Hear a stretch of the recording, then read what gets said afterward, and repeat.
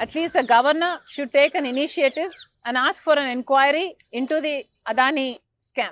It is very evident that while the Gujarat government signed a deal for 1.99 rupees per unit of solar energy, Andhra Pradesh government signed the same deal for 2 rupees 49 in, which means intentionally, for the sake of bribe, this power supply agreement was signed. It was the Telugu Desam party, then in opposition, that raised voice against this corruption. They said something is fishy. Why is Mr. Jagan Mohan Reddy signing this deal? On what basis is he signing this deal? No auctions were called for. On what basis is this deal signed on is what the then Telugu Desam party ministers also spoke about. But now Telugu Desam party is in power in Andhra Pradesh. And now not Indian agencies but the US agencies themselves are saying that there has been corruption. Then what is Telugu Desam party doing? Why isn't Mr. Chandrababu Naidu commissioning an inquiry? Why is Mr. Chandrababu Naidu quiet on this? Only because it is Adani and because Adani is BJP's man and because they are an ally to the BJP. That's exactly why Mr. Chandrababu Naidu is doing nothing about this. Mr. Chandrababu Naidu has to come clean about this.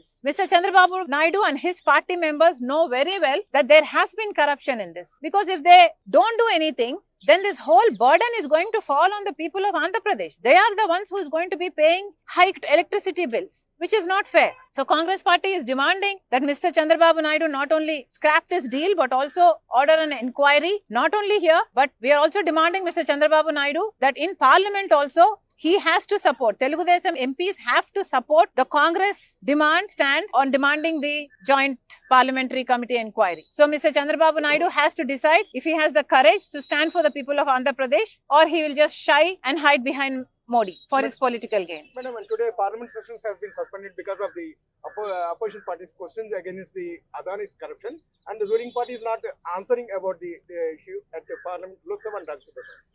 Why? Why, Mr. Modi, why are you not talking about it is exactly what Congress party is demanding. If Mr. Adani has nothing to do with you like you are saying, then you not at least asking for a CBI inquiry if you have any integrity at all. The Congress party is asking for a JPC. What is your problem in agreeing to the JPC if you are indeed not guilty? Mr. Modi has to answer.